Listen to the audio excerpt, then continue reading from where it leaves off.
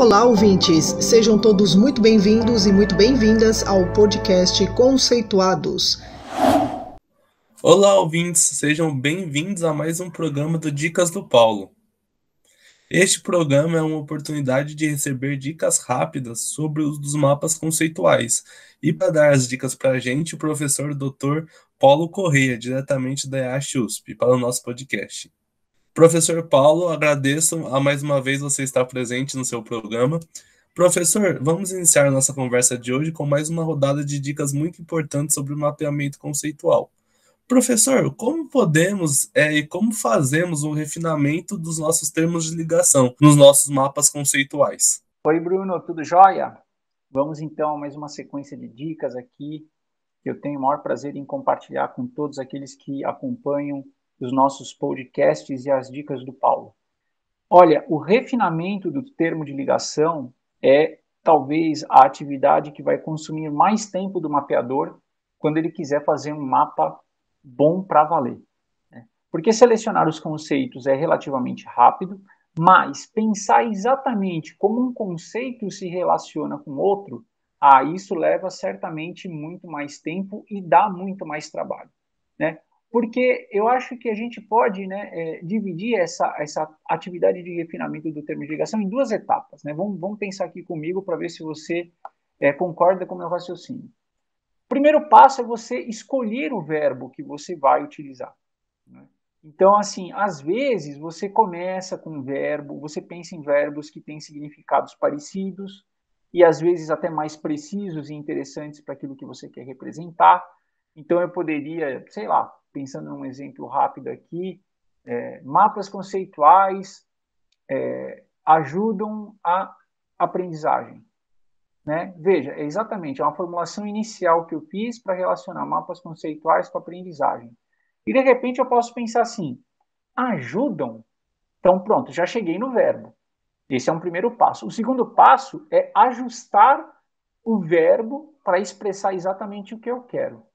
Aí eu começo a me perguntar aqui, claro que em voz baixa, né? Estou pensando somente, mas eu vou pensar alto aqui para compartilhar isso com todos vocês.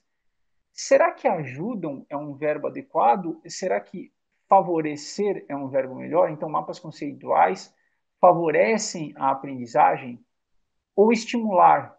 Mapas conceituais estimulam a aprendizagem.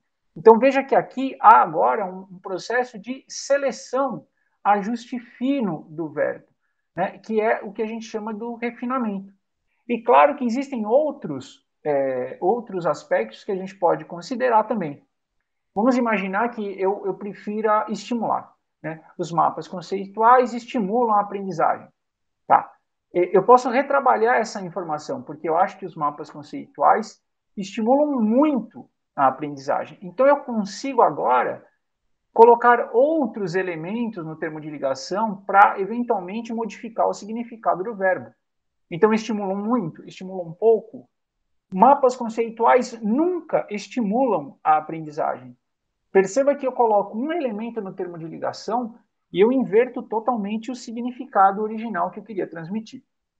E só para dar mais um exemplo, que nesse caso pode ficar um pouco estranho, é a gente considerar o melhor tempo verbal para a proposição que eu quero formular. Então, eu poderia imaginar as seguintes opções, né? Os mapas conceituais estimulam a aprendizagem, veja que eu estou no tempo presente. Eu posso imaginar os mapas conceituais estimularam a aprendizagem no passado, estimularão a aprendizagem no futuro. Então veja que aqui eu estou trabalhando uma noção de eventos que ocorrem hoje, ocorreram no passado e ocorrerão no futuro, por isso eu uso o presente do indicativo. Eu posso imaginar também uma situação de eventos que já aconteceram e se concluíram, e eu uso passado, ou de eventos que vão ocorrer a partir de algum momento no futuro. E aí eu uso um outro tempo verbal. Então veja que aqui você tem duas formas de entender este refinamento do termo de ligação. Primeiro a seleção do verbo e depois o ajuste do termo de ligação, incluindo advérbios e outros elementos, e também um ajuste de tempo verbal, né? E tudo isso para quê? Para que a proposição reflita da maneira mais clara possível exatamente o que eu estou pensando. Essas dicas foram muito importantes mesmo, e a gente pode notar que o refinamento ele leva algum tempo para ser concluído e tem que ser feito com detalhes que a gente quer dar para o nosso mapa para ele não perder o sentido que a gente quer transmitir ao nosso público-alvo do mapa, né?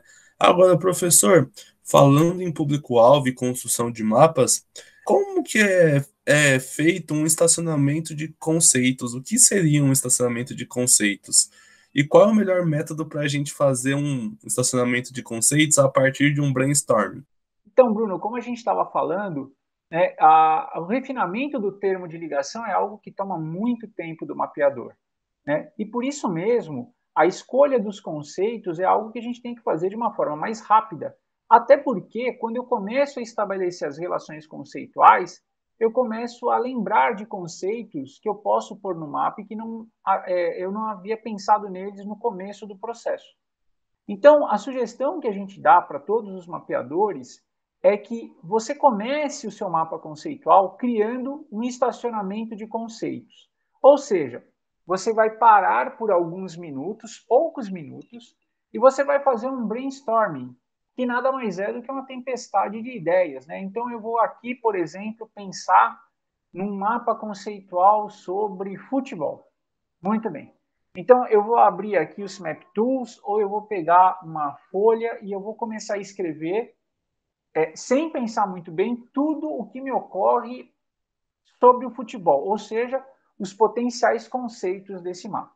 Então, por exemplo, eu posso pensar em gol, bola, gramado, torcida, juiz, time, jogador, centroavante, goleiro. Perceba que as ideias começam a escassear. Ingresso, estádio, público. E aí o que acontece? Eu vou anotando cada um desses conceitos que vão surgindo no brainstorming numa caixinha diferente no Map Tools ou num post-it diferente no na minha folha aqui de papel. Então o que acontece? A partir desse levantamento que eu faço no início, que é o que a gente chama de brainstorming, a partir deles agora eu olho o conjunto e começo a decidir como que eles podem se relacionar entre si. E a partir disso é que eu começo a estabelecer as proposições para que finalmente eu tenha a chance de refinar os termos de ligação. Então a ideia é que a gente comece o mapa com o brainstorming e formando um estacionamento de conceitos, ao invés de já querer escrever uma caixinha, puxar a flechinha, escrever outra caixinha. Aí eu pego uma flechinha e puxo outra caixinha. Este processo ele é menos eficiente do que se você começar o seu mapa conceitual com várias caixinhas disponíveis. Muito bacana todas essas dicas, professor, de como a gente pode fazer essa tempestade de ideias para a gente chegar nos nossos conceitos de uma maneira mais fácil e a gente poder ter eles à vista para conseguir trabalhar da melhor forma. Agora, professor, como que a gente pode abdicar um pouco das tecnologias e fazer um mapa conceitual no papel? É o mesmo processo que, por exemplo, fazendo o Map Tools, e eu acredito que essa última dica que o senhor trouxe também se encaixe muito bem na realização do mapa através de um papel. Acho que a tempestade de ideias ela não fica ausente nesse novo método de fazer os mapas. Bruno, você tem toda a razão. Eu acho que a tempestade de ideias e o brainstorming, como a gente descreveu agora, né, para formar o estacionamento de conceitos, ele se aplica tanto a programas digitais, como o Map Tools, como nos mapas manuscritos, aqueles que eu faço com lápis e papel. Né? Particularmente, eu sempre começo os meus mapas no lápis e no papel, ou seja, talvez porque isso seja uma característica muito pessoal, mas eu acredito que a gente pense melhor escrevendo as coisas, não digitando as coisas. Então, geralmente o que eu faço é eu começo a elaboração do mapa conceitual numa folha de papel, rabiscando, sem nenhuma preocupação em deixar essa folha bonita. Geralmente eu faço isso ou com lápis ou com canetas coloridas. Não tenho a menor preocupação em rabiscar. Se precisar, eu vou lá e rabisco. Até que eu forme, né, o estacionamento de conceitos inicial, as primeiras proposições, que eu veja na folha uma rede proposicional já, ainda que preliminar. Nesse momento, geralmente, a minha folha está muito bagunçada. mas eu consegui colocar no papel muito das minhas ideias. E aí é só nesse instante que eu passo essas ideias, por exemplo, para o programa CIMAP Tools. E aí é claro que eu termino de elaborar e revisar um mapa no CIMAP Tools.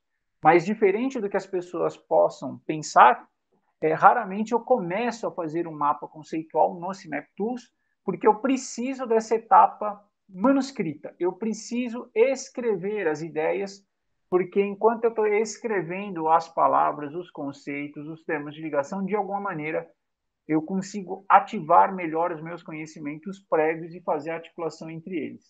Depois que eu venço esse momento, aí sim eu consigo ir para o CIMAP Tools, o que com certeza facilita e muito o processo de mapa.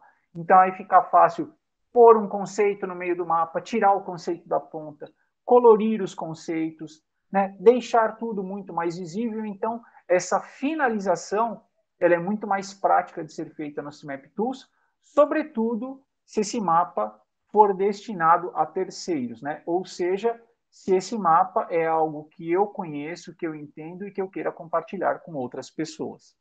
Muito bacana essa última dica que o senhor trouxe para a gente, e a gente pode notar que até mesmo o especialista usa os mapas manuscritos como uma forma de organizar seu pensamento e iniciar o trabalho com o mapa, só posteriormente migrando para o CIMAP Tools. Então essa é uma dica, uma tarefa que pode ser realizada por todos nós. Agora, depois dessas dicas incríveis, só nos resta praticar a técnica do mapeamento conceitual. Agradeço a todos os ouvintes em ouvir mais um episódio do nosso podcast. Nos vemos no próximo episódio do Dicas do Paulo. Tchau, tchau, até mais.